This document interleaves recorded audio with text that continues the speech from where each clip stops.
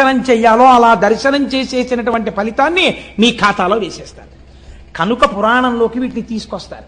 కాబట్టి ఇప్పుడు శశిశేఖర సోమనాథ జ్యోతిర్లింగమో వదిలిపెట్టేయచ్చా? వదిలిపెట్టకూడదు, స్మరించాలి. ఎందుకు వచ్చిందో చెప్పుకోవాలి ఒకసారి. చెప్పుకుంటే ఏమవుతుంది? మీరు ఇక్కడ స్మరిస్తున్నారు దాని కథని. అది స్మరించడం చేత స్వయంభూ అయినటువంటి పరమాత్మ ప్రసన్నుడై మీరు అది వింటున్నప్పుడు మీకు తెలియకుండానే మీరు ఆ సోమనాథ క్షేత్రం ఇలా ఉంటుంది అని మనస్సు అక్కడికి వెళ్ళిపోతుంది. అది వింటారు. ధ్యాయేత్, ధ్యానం చేసింది. మామూలుగా అయితే ఒక క్షణం చేస్తుంది, ఇప్పుడు ఒక అరగంట చేస్తుంది. అపారమైనటువంటి ఫలితాన్ని ఇచ్చేస్తుంది. అలా 12 జ్యోతిర్లింగాలు విన్నారనుకోండి, ఏమవుతుంది? అందుకని పురాణ శ్రవణం చెయ్యి అంటారు.